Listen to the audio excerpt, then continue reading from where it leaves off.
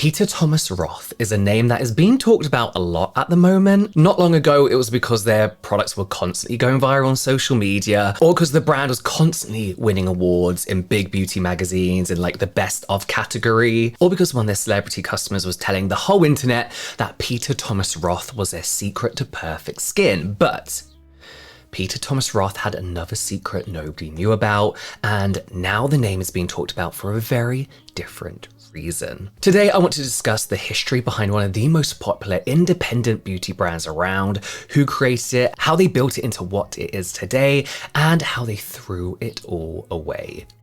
Chapter 1: Before the brand. Okay, before we get into Peter Thomas Roth, the brand, we need to talk about Peter Thomas Roth, the human man. Who is he? What's his background? And how did he end up launching a skincare brand named after himself? Since the brand has become well known as, I guess you could say, a clinical skincare brand, you might think that the founder has a background in dermatology, cosmetic chemistry, even estheticianry or something like that, but he doesn't actually have any formal qualifications related to skincare. He studied business at university and then went on to work for his father's jewelry business afterwards, so how did he end up in skincare? Like a lot of founders of indie brands, Peter Thomas Roth's motivation to create his own products and launch his own brand is a pretty personal one. Roth has talked quite a lot about his own skincare struggles and concerns, including worries about sun damage, the effects of aging, and perhaps most notably, the fact that he suffered with acne, first as a teenager like many others, but also carried on to his adult life. It's these issues and concerns that became the driving force behind the kind of products that he's going to create. His acne struggles in particular was something that motivated him very early on to come up with his own products. He said that he just couldn't find anything that worked for him in the long term, and that adult acne in particular felt like a skin issue that was being ignored by skincare brands. So he decided to create his own acne product for adults. It apparently just started as a hobby for him, researching ingredients and playing around with formulas for himself in his spare time because he just wanted clear skin. But when he realized that the formulas he was making were working better than anything else he tried, he decided to try selling them. Again, kind of just as a hobby at first. I do feel like this is the founding story of so many skincare brands nowadays, or the older ones. This is kind of how they all start. I just couldn't find anything that worked for me, so I made it. Now, obviously not everyone who struggles with acne decides to formulate their own products or even thinks about it as a possibility, but Roth has a family history in beauty, in entrepreneurship in general. His family owned and ran 2 spas in Hungary during the late 1800s and early 1900s. People apparently came from all over the world to soak in the thermal baths there, and the mud and minerals from the thermal springs were believed to have a positive effect on the skin and general health. Now, obviously Roth wasn't alive back then, but he said that his family has always seen skincare as something important, given their history in the beauty world. And after his family moved to the US, his father also ran his own jewelry business, as I mentioned earlier, so he grew up interested in skincare from a young age, whilst also learning how a business was run. That with his skincare issues, it's probably not surprising that he ended up launching his own skincare brand. Chapter 2: Launching Peter Thomas Roth, the brand. After a couple of years of researching and testing his own formulas, Roth was ready to launch his brand in 1993, naming it Peter Thomas Roth Clinical Skincare.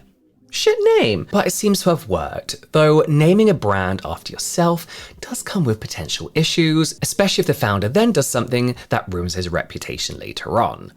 But we're going to get onto that. When the brand first launched, it was clear that Roth wanted to merge effective clinical products with his family's luxury European spa heritage. He launched with 20 products, which is a huge amount, focusing heavily on acne treatments and other products designed to deliver actual results. About half of the initial lineup was aimed at acne, whilst the other half was aimed at preventing wrinkles or other signs of aging. The brand had a very clinical feeling, like white minimal packaging that included an emphasis on the ingredients and concentration they were in, and clear instructions on how to use the product. Apparently one of Roth's biggest frustrations with all the products that he'd used in the past whilst trying to fix his skin was that they were never very clear about what was actually in the formula or what strength that key ingredients was included at, so he wanted to fix that. But in addition to the clinical positioning, Roth did also combine that with his family spa background to add a layer of authenticity that helped the brand stand out from its competitors. Roth has said that he wanted to develop innovative products that were inspired by the soothing,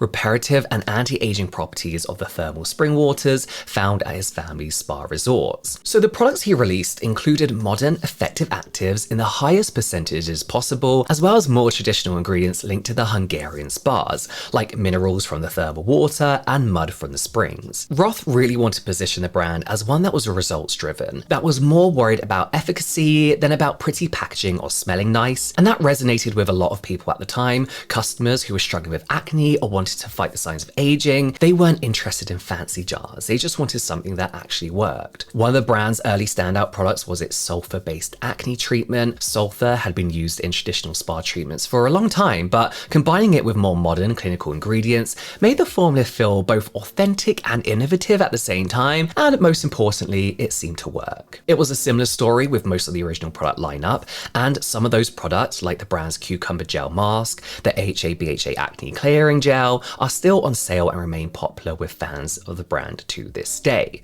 Maybe not anymore. The skincare world was very different back in the early 90s. Luxury brands dominated department stores, and drugstore brands really focused on affordability more than anything, but it wasn't immediately clear where a mid-tier clinical brand like Peter Thomas Roth would fit in. They weren't cheap enough to compete with drugstore brands, but they also weren't luxurious enough to compete in department stores. So although the brand gained some loyal fans early on and the word started to spread about efficacy of Peter Thomas Roth's products, growing was still relatively slow at first. To begin with, the brand managed to get into some spas and skincare salons to sell their products. After a while, they managed to convince Marriott hotels to stock their brands in their spas, and from there, they spread to other spa hotels and some smaller retailers. It all fit the brand's position as a treatment-first brand that focused on efficacy rather than looking or smelling nice. And although it wasn't rapid growth, the brand was still expanding slowly, whilst continuing to research, formulate, and release new products on a regular basis. Over the first 5 years after the brand's launch, Peter Thomas Roth was slowly building credibility,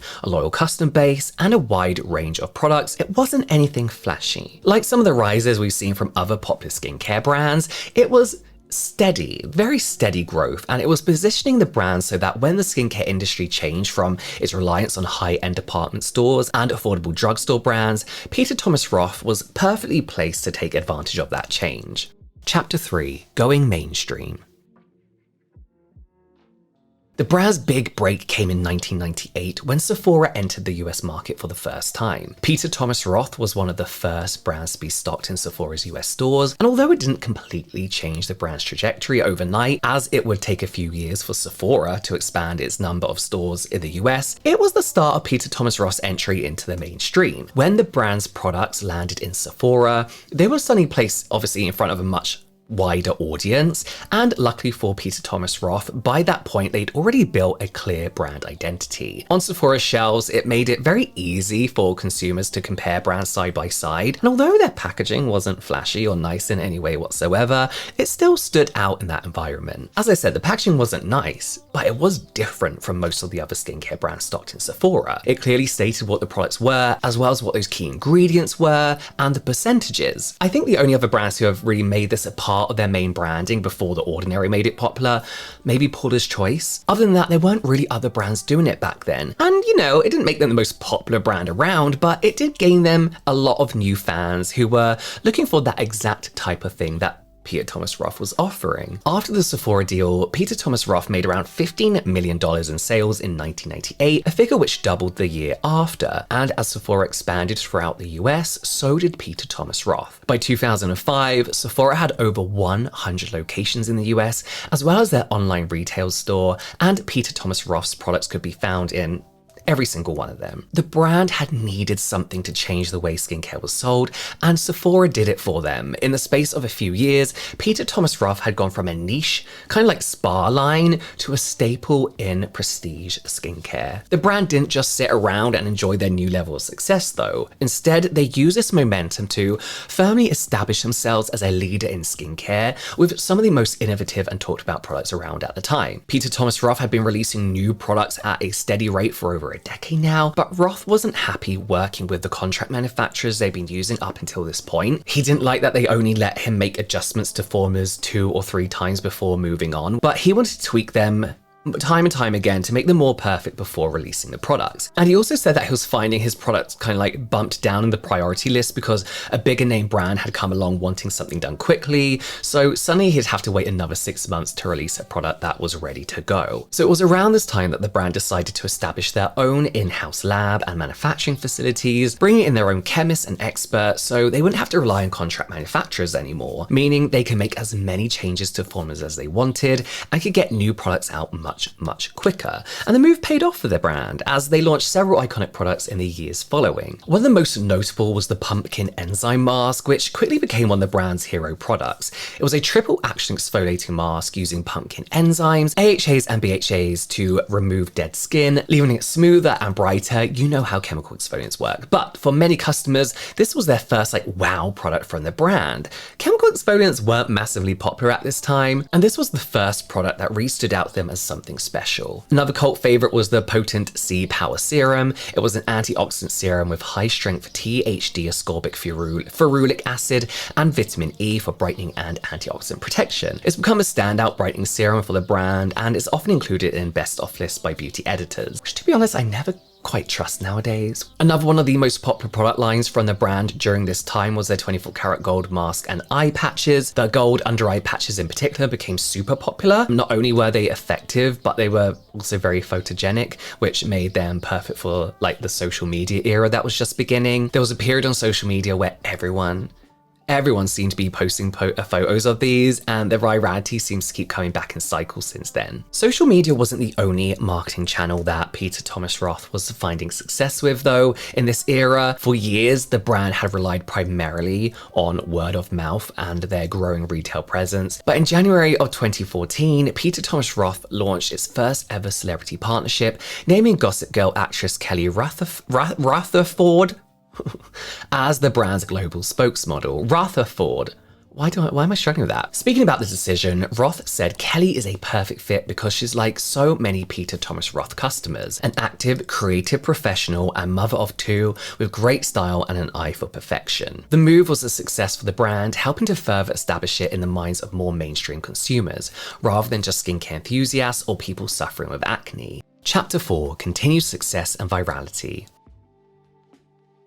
By the mid-2010s, Peter Thomas Roth was no longer just a respected clinical line. It was becoming dominant in its particular niche of the skincare world, but a lot of older brands have struggled to transition into a skincare industry, increasingly driven by social media virality and influencer marketing. Peter Thomas Roth doesn't seem to have had this problem though. They've gone viral over and over again throughout the last decade, and it seems to mostly come down to the products themselves rather than anything else. Notable examples include the water-drenched line of products, particularly the Hyaluronic Cloud Cream, a 30% hyaluronic acid hydrating facial moisturizer formulated with 3 different sizes of hyaluronic acid to deeply hydrate the skin. Consumers loved its lightweight, airy, almost whipped texture, as well as because it layered really nicely under makeup, and obviously because it was super hydrating. It was well received when it first came out, but it went properly viral during lockdown when hydration was becoming a big focus of a lot of skincare enthusiasts, and Water Drench quickly became one of the brand's most popular products. They even expanded it into a whole range, including multiple serums, eye patches, sunscreens, and more. And today the Cloud Cream is still regularly included in people's Get Ready With Me's and talked about as a holy grail hydration product. Another hugely viral product line in recent years has been their Firm X range, especially the temporary eye tightener, which is marketed as an instant tightening and smoothing treatment for the under eye area that visibly reduces the appearance of fine lines and puffiness within minutes. I'm always skeptical of these kind of products that promise these drastic results in a few minutes, and there were a few reviews complaining that this product was a complete scam, but it works. This does work. It's a temporary dramatic results that disappears once you wash your face. It's the kind of perfect product for viral success these days. It does seem to make a noticeable difference for most people, and people are showing off their transformations all over TikTok, Instagram, and everywhere else. And it's another product that seems to keep going viral in waves as more and more people find out about it. In a social media world driven by shock value and that instant gratification, this product seemed tailor-made for that kind of attention. And with products like this, it isn't just social media where the brand has thrived. They've also found a lot of success on places like QVC, where the live sales format with products being demonstrated on screen works perfectly for a brand that has multiple products that appear to give noticeable results in a short amount of time. And although Peter Thomas Roth has continued continued to use celebrity partnerships to promote the brand, having worked with people like Lindsay Lohan, as well as the Real Housewives star Kyle Richards and her daughter Alexia Yumensky. I've not watched that show for a long time. I can't remember how to say that name. Peter Thomas Roth is kind of past the point where it really needs to partner with celebrities to promote the brand. Over the past years, Peter Thomas Roth has amassed a long list of celebrity fans who have praised the brand in interviews and post themselves using the products in their own videos without being paid, including people like Selena Gomez, Kim Kardashian, Margot Robbie, Drake, Jamie Lee Curtis, Heidi Klum, Usher. The list goes on and on and on. It's one of the most popular brands among celebrities in recent years, which makes recent revelations even more concerning. By the end of 2025, Peter Thomas Roth had become a mainstay in the skincare world. It's just one of the ones, you know? Managing to both be a legacy skincare brand with over 30 years of history and a social media savvy viral brand that's still seen as innovative and modern in the skincare world, which is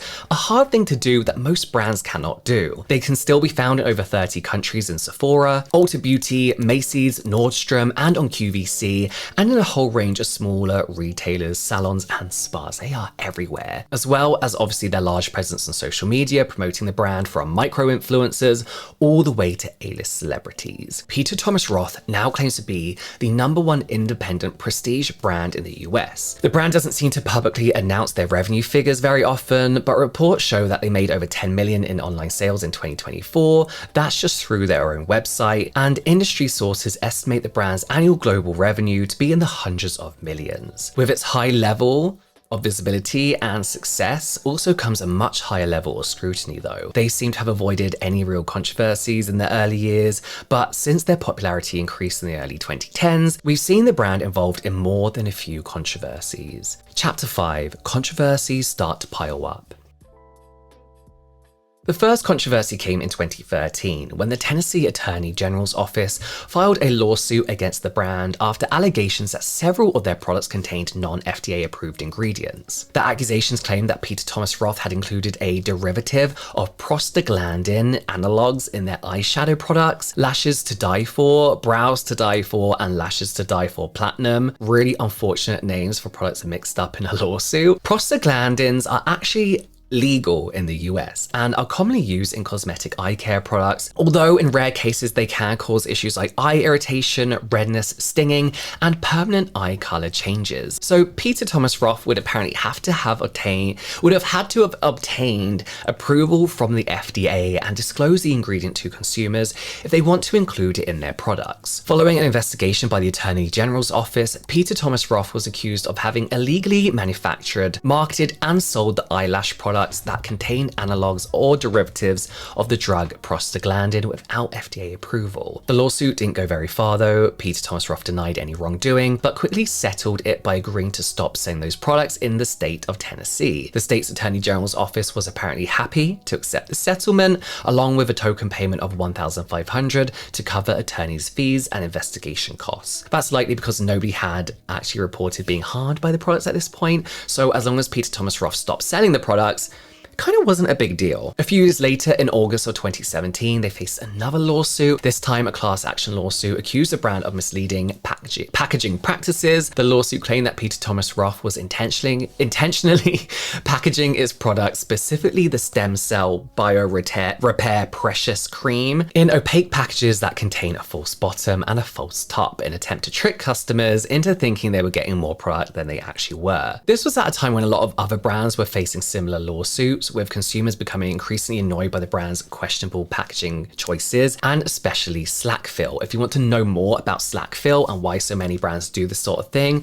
I've got a video here all about it. Are beauty brands getting away with a packaging scam? Where I discuss this issue with an actual packaging expert. In this instance though, Peter Thomas Roth avoided a lengthy lawsuit again because the judge in this case dismissed the action a few months later because they felt that the packaging wouldn't mislead reasonable customers, as the packaging stated the net weight of the product and showed a photo of the jar's actual size. However, there have been some lawsuits shortly after that may have more of a case against the the brand. In December of 2018, a class action lawsuit was filed against Peter Thomas Roth, accusing the brand of falsely advertising its water drench and rose stem cell products. The law alleged that despite the company claiming their rose stem cell products had the ability to repair, regenerate, and rejuvenate the skin, that this was not true, and that there was no evidence to support these claims. They said, while medical research has shown that human stem cells can provide tremendous health benefits to people under specific circumstances, there is absolutely no evidence that rose stem cells can provide such benefits. Plant stem cells cannot repair, rejuvenate, or regenerate human skin,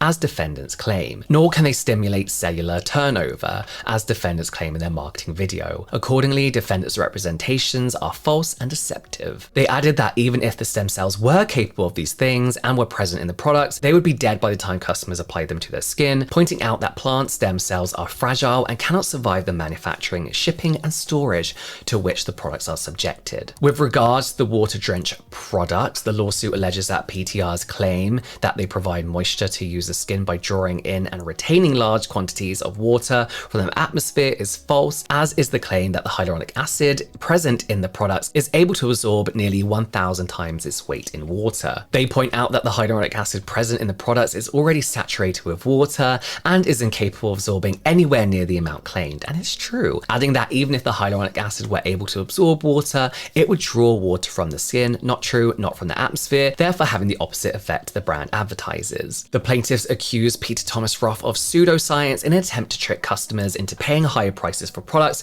that simply don't provide the benefits they claim to do. This lawsuit was transferred to the federal court in February of 2019, with a judge stating that both sides had claims which would need to be investigated during trial in order to be resolved. And there were a few more. None of these controversies really seem to have much of an impact on the brand's popularity or sales figures in any way. They might have annoyed a few customers, but people either didn't know about them or didn't really care. The same definitely can't be said about their latest controversy. Chapter 6, The End of Peter Thomas Roth.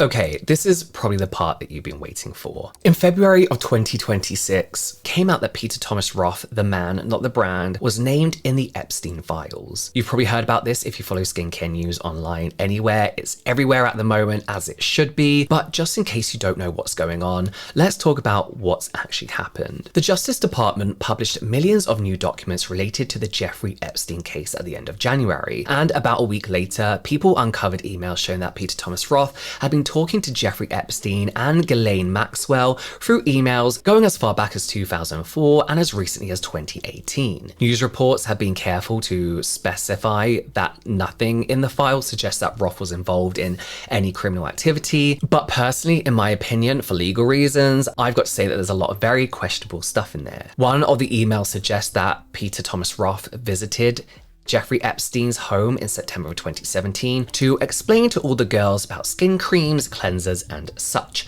which unsurprisingly a lot of people think sounds very creepy when you consider the crimes Epstein was convicted of. And later that same month, Roth allegedly sent Epstein 13 gift bags filled with his products. Another email appears to show Roth joking with Epstein despite the serious accusations Epstein was facing. The email sent in August of 2018 shows Roth apparently sending Epstein a link to a page 6 article which referred to Epstein as a reviled billionaire and PDF file and registered sex offender, and talked about him bringing young girls to his home to use as sex slaves. Roth apparently thought it would be funny to send this link to Epstein along with the message, "Great picture of you," and after Epstein responded saying fun, Roth responded again with 3 thumbs up emojis. Another email that many have found concerning is one where Roth told Epstein, "I sent you a little care package of 6 of each of my new Hungarian moisturizer and mask for your team to try. Also, a dozen of the current February and March issues of the magazines my ads are in. Please note, Sports Illustrated swimsuit issue, Vogue Bazaar, People, etc.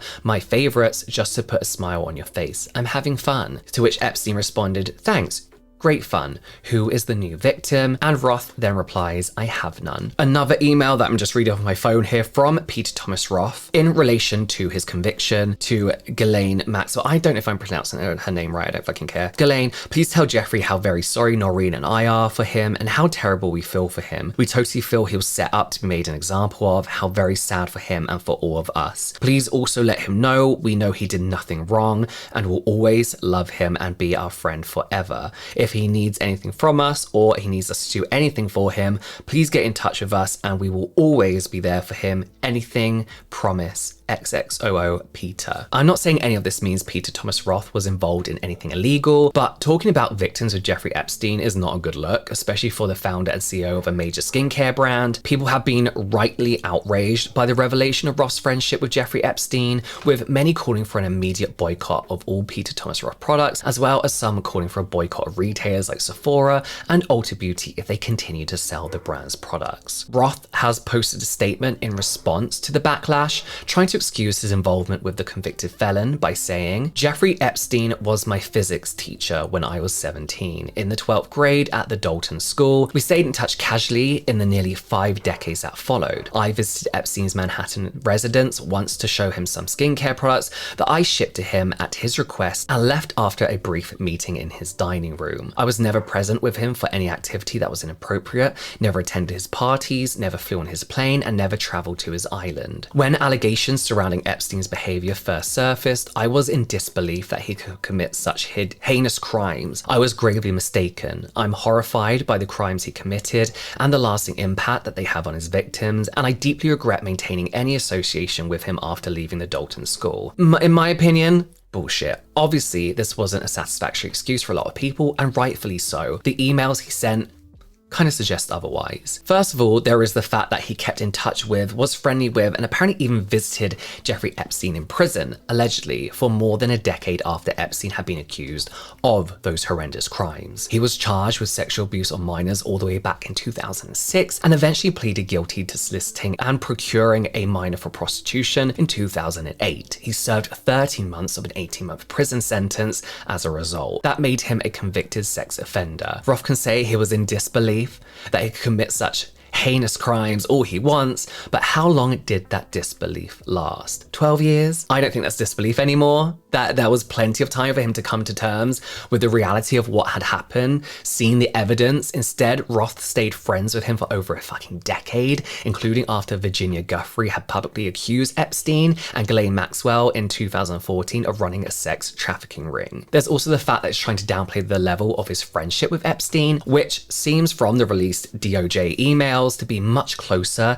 than casually staying in touch as he claims. There are more than just a couple of emails between Roth and Epstein, or Roth and Ghislaine Maxwell. You can go see them for yourself on the Department of Justice website. Some of them, they're organizing to get together for lunch or to catch up. Others are talking about Roth's divorce, or like I said earlier, just making jokes about the fact that Jeffrey Epstein was accused of running a sex trafficking ring.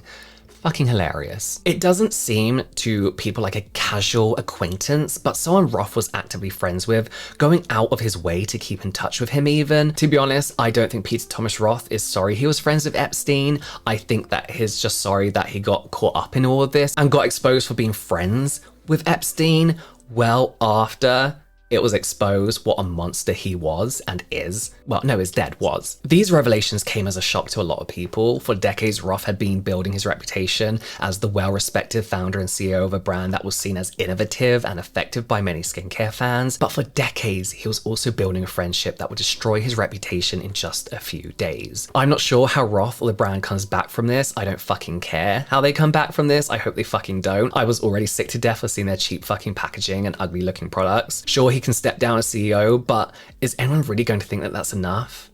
The brand is literally named after him, and even if they change the name of the brand to like PTR or something, which I doubt would happen, people are still going to know who the founder is, who's benefiting financially from the sales of their products. I'm not sure how many people are going to be willing to put money in the pocket of a man who was happy to look past the accusations of Jeffrey Epstein, happy to stay friends with him even and show him support despite the horrendous things that he'd done and been proven to do. But let me know what you think of the emails. Do you think Roth was friends with Epstein or just casual acquaintances? Personally, I don't think there's a question. I think it's very, very clear. And also, sending someone magazines with your adverts in, how fucking weird and pick-me is that? That's so fucking weird. How do you think the situation is going to end? Do you even care? I don't. I want to know for the drama, but he can rot in hell for all I care.